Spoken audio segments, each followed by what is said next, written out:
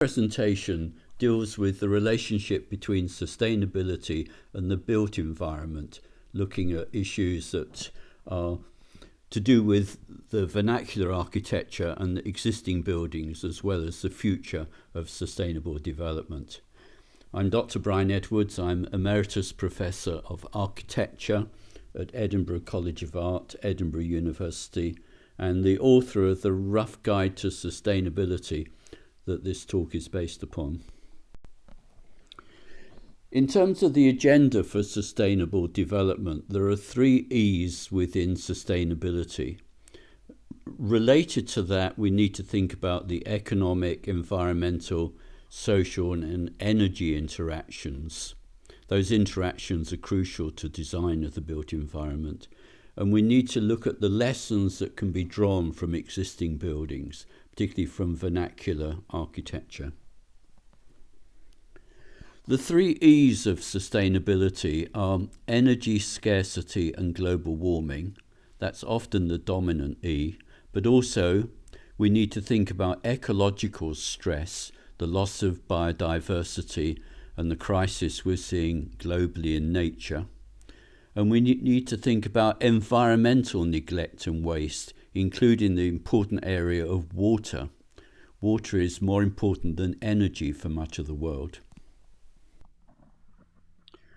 Now, how do we define sustainable development? Well, the main definition, which has been around for over 30 years, is the UN Brundtland definition, which is development which meets the needs of the present without compromising the ability of future generations to meet their own needs.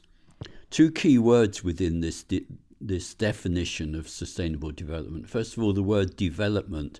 That's what architects and engineers and building technologists and developers and others do. They make the future. They design and make it. So it's crucial for our professions. And also the word future. The whole idea of sustainable development is that we think about future needs and we don't use all the resources to meet our own needs. Now, there's a difference between sustainability, which I've mentioned already, and sustainable development. Sustainable development is development that brings about environmental sustainability, brings into the equation social sustainability, things like social equity, access to health and resources, and also economic sustainability. That's important because without the economic capital that we create, there's no way in which we can reshape the world to make it a greener place. So we need to think about social, economic, and environmental sustainability as interrelated. Now, when we address existing buildings, and we have to realize that we only replace the existing building stock relatively slowly. So most of the challenge for the future is what we do with the buildings and cities that we inherit from the past. One of the barriers, one of the problems is that there is excessive restoration of old buildings rather than adaptive conservation. By that I mean much more access to new technologies and changing buildings, not just houses, but schools and offices, hospitals, adapting them to the new environmental and energy awareness. There's a general lack of knowledge and sympathy between the interface between sustainability and historic building conservation. As a consequence, the building conservation, the restoration is dominant over the energy changes that are needed. And there's a reluctance as a consequence to allow new plug-in energy technologies within existing towns and existing building stock.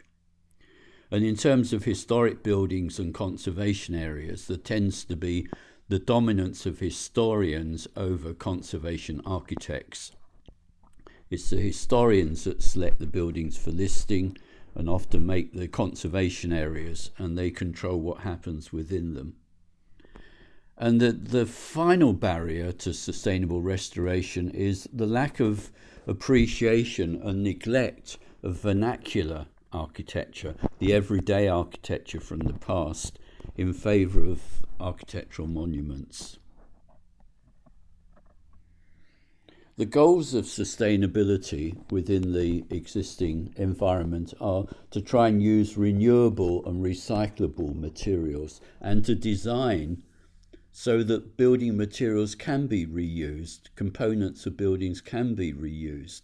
And one of the tricks here is to think about the brick and to use a lime mortar or a soft cement mortar as the bedding agent rather than a hard cement mortar, which is stronger than the brick and doesn't allow the brick to be recovered from the wall.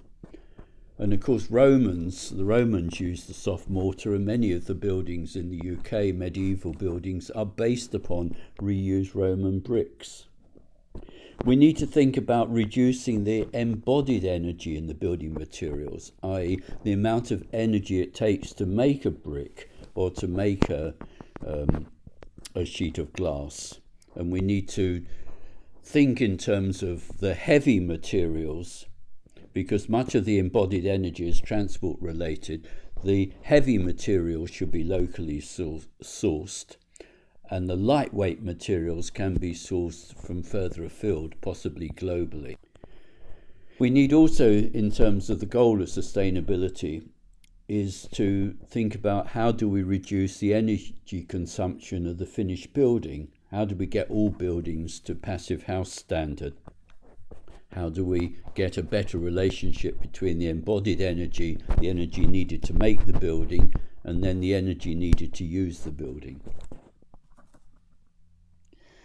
Now, we hear a lot about crises and global crises, but they are important and they do give us the parameters for future action. We have climate change, which has been on the political agenda, denied in some cases, for at least a generation. Climate change that's driven by the release of carbon gases into the atmosphere. We also increasingly have a problem of the cost of energy and the scarcity of energy. And related to that is the issue of the security of energy supplies. We're currently importing much of our gas and oil from Russia, and there are obvious problems with that. We also have resource stress beyond energy supplies, resource stress in terms of the materials that make buildings, particularly those that are non-renewable materials, like sands and gravels and cements and whatever. And the emphasis increasingly is on using building materials that are renewable, such as timber. And we can actually create our building materials through forestry plantations. A crisis we have is waste and pollution. Much of the waste goes into landfill, where methane gas is released, and methane gas is the second most important global warming gas after carbon dioxide, and a lot of pollution. And pollution ends up in our watercourses and in our towns and leads to health problems. We have climate migration, which is a consequence of climate change. People are moving from areas where it's too hot to farm and too dry to farm into more hospitable regions of the world. And finally, and by no means of least importance, is ecological stress. We need to understand that nature supports the human race, and we need to work in a way whereby ecological systems and human systems are working in tandem and not in opposition. So how does global warming work? Well, it's a long-term consequence of releasing carbon dioxide into the atmosphere. That's released by burning fossil fuels, coal. But as we release carbon dioxide, it traps the heat on the surface of the Earth and up to a certain layer. It's like putting an insulating blanket around the planet Earth. It allows the radiant heat from the sun to come in, but it doesn't allow the heat when it hits the surface of the Earth to be released back into the outer atmosphere. It's trapped. The effect of global warming is rising sea level, partly as a consequence of the thawing of the ice caps, but also the expansion of the sea through rising temperature. And we have different regional temperature rises, so some parts of the planet are getting hotter more quickly than other parts. So we have a stressed climate. And the consequence is that our cities, many of which are at sea level, like London, Sydney, New York, Vancouver, run the risk of being flooded as sea level rises. And those cities I just mentioned all have underground metro systems which are going to be untenable if sea levels rise. But also agricultural land, much of it globally is at sea level. Much of it has been reclaimed, like around the Wash in East Anglia, reclaimed from the sea, and we will lose that land as the sea recovers the land that has been used for agriculture. And a final consequence is we have extra air pollution due to ozone thinning, and that leads to poor health and urban air quality and public health are increasingly important areas that need to be addressed. In terms of energy supplies and energy scarcity, we have a lot of renewable energy sources around us in Britain. We have wind, we have solar, we have hydro, we have tidal, we have wave power. In fact, we're very well blessed in the UK with the renewable energy sources that we have. And we're also increasingly discovering that renewable energy is cheaper than fossil fuel-based energy. So it's looking like a good future for renewable energy. But in terms of our buildings, we need to consider how our buildings can be little mini power stations that generate their own energy, use those renewable energy sources, capture them within the fabric of things, so that there's less demand upon importing energy. But we also need to think about the relationship between the energy that is needed to build the building and the energy that is used in keeping the building heated and lit and whatever. And we need to use more heat recovery and super insulation. That's relatively easy in new construction, new housing like Passive House, very difficult in existing buildings, but we need to develop the technologies and the skills to allow the existing buildings to benefit from the advantages of new construction. I mentioned earlier that there are 3 E's within sustainability, and the important third E is ecology and ecological stress and the loss of biodiversity. So we need to think about our development as being a closed loop with recycling of waste. As it is, we see it as a system whereby waste is discarded and pollution is assumed to be the byproduct of what we do. Completely the wrong approach.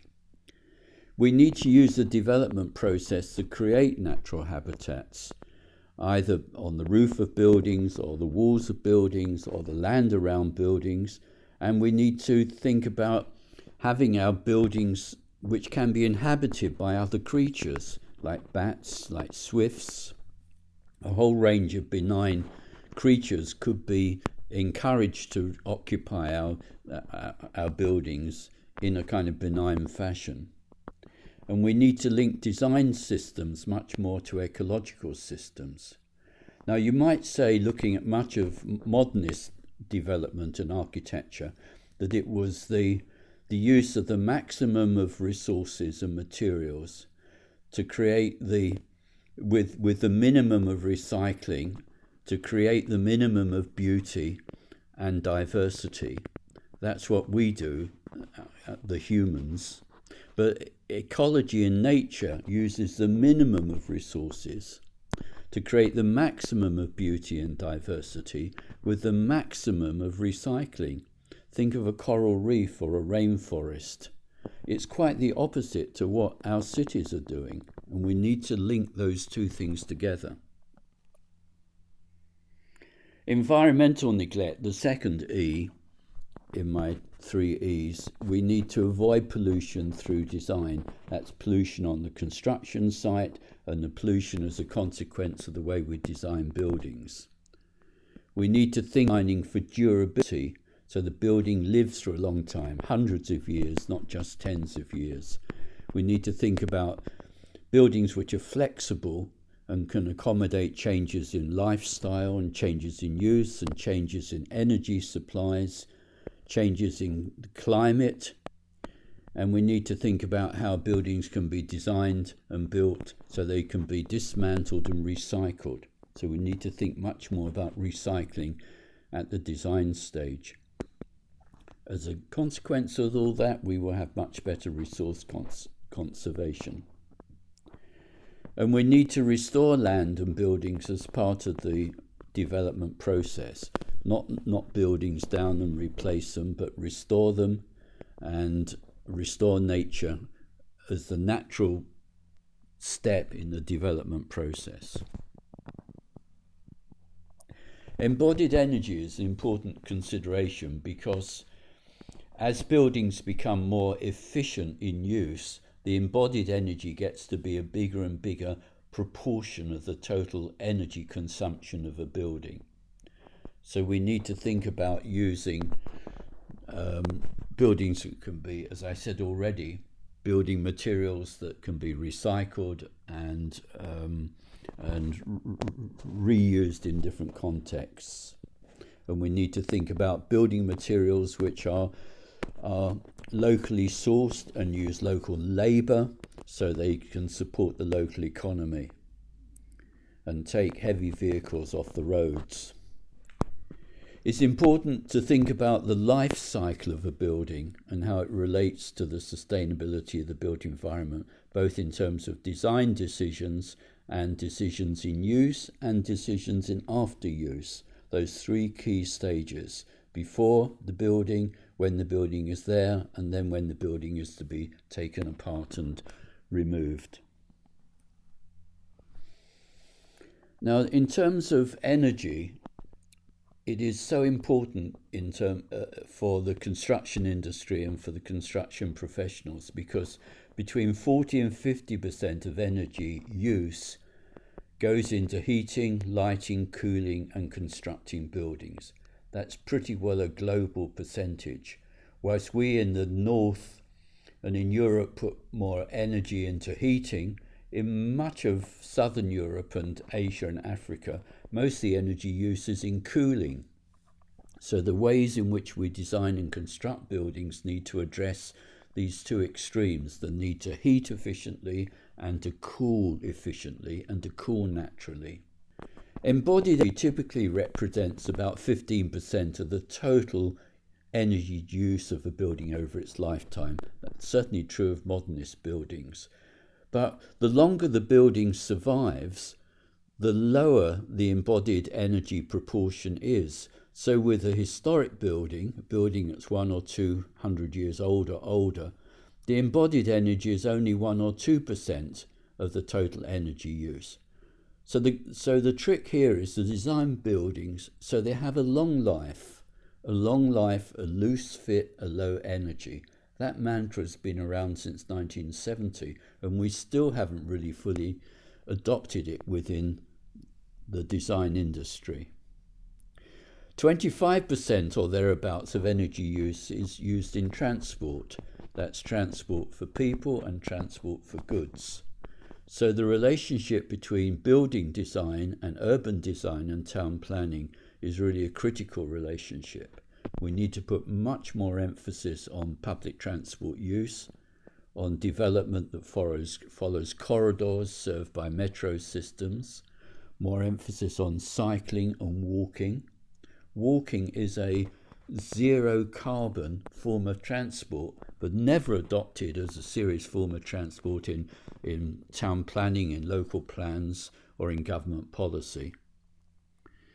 And we have to think about how renewable energy from the sources I mentioned earlier, wind, solar, etc., begins to approach 50 or 60% of total energy demand, energy supply by 2050.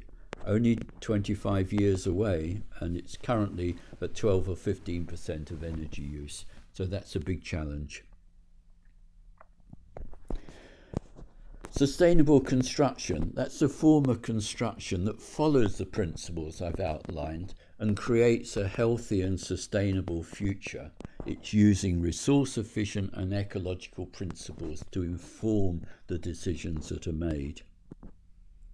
And of course, part of the decisions that designers have to make is how the waste can be recycled, how the building can be reused, and how the resource impacts can be reduced. They're all critical parts of the thought process at the beginning of the design of a building. I'd like to talk about the European tradition of urban development, because it's quite distinctive in terms of global patterns of building. And it's one of the characteristics of what you might call European culture and sin. Our buildings in Europe, there are many examples from London to Newcastle to Manchester to Edinburgh and Glasgow, are compact. They have sheltered streets. The individual properties share their heat gains and heat losses with their neighbours. There's well-designed public space whereby people can interact socially and culturally. Our towns are often quite well planted and supplied with parks and tree-lined streets.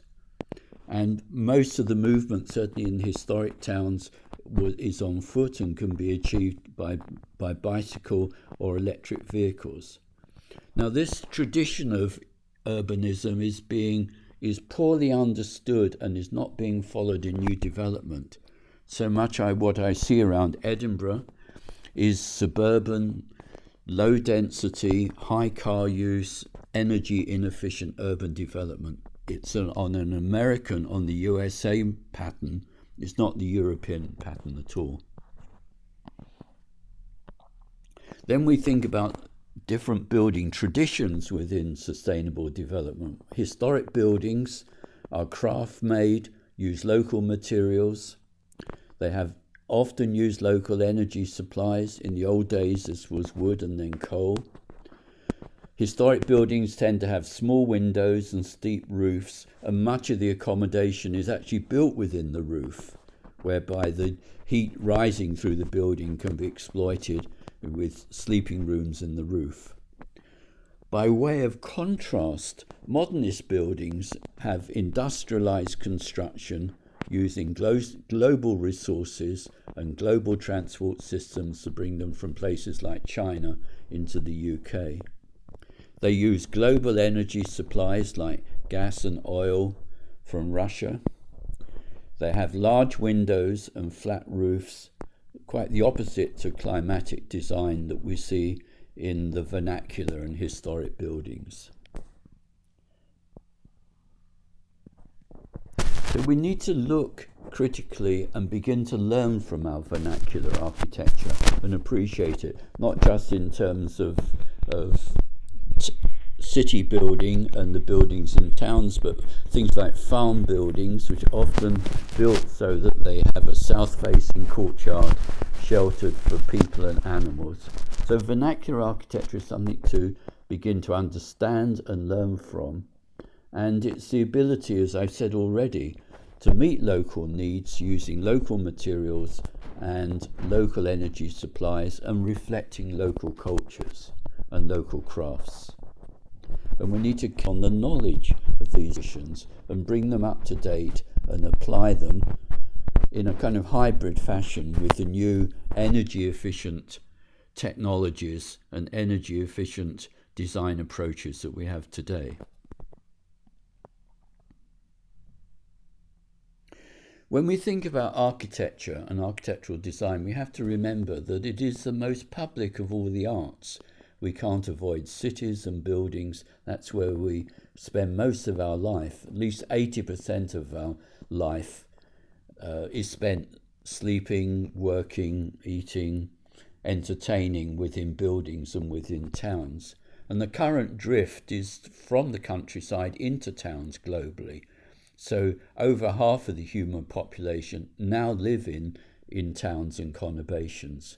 So they're so important in terms of the culture and the environmental conservation of buildings.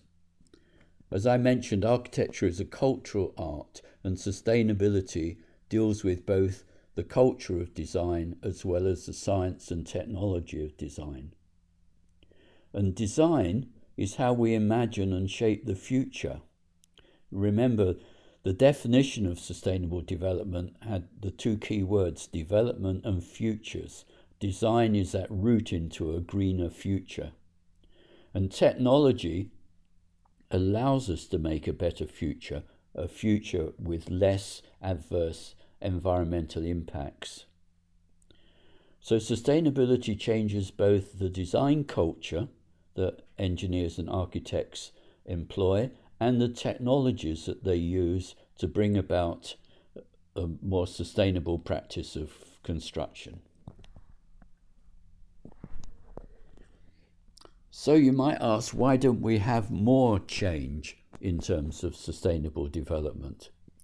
Well, I guess the ways in which we bring about change within the built environment is through a number of approaches. One, the critical one, are the new laws and the regulations that force development into particular patterns, particular ways of building. And these laws deal with the planning laws, Town and Country Planning Acts, with the impact of COP and the big global conferences chaired by the United Nations, and importantly, the building regulations that have swathes of legislation covering energy efficiency and heat loss and the use of water, materials. So building regulations are important.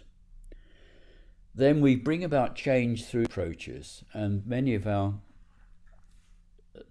design practices, architectural practices like Foster and Partners and Grimshaw, and engineers like Arup are at the forefront of developing and innovating new design approaches.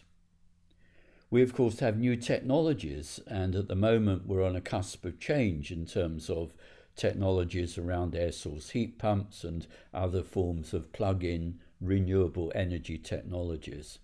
And we need to look at the way in which science opens up opportunities and brings technologies to bear that we can exploit within our industry.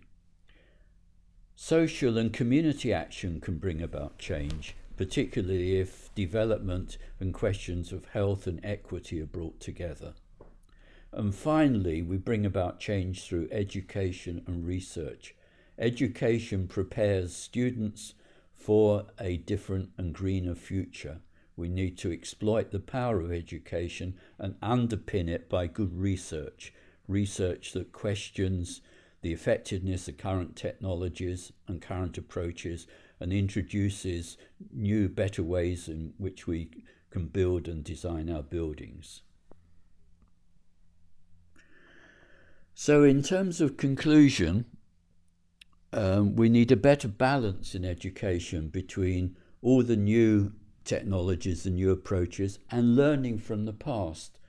Learning with a critical eye, not a romantic eye whereby everything is pretty, but an eye that says that technology was very clever and we can adapt it and bring it up to date.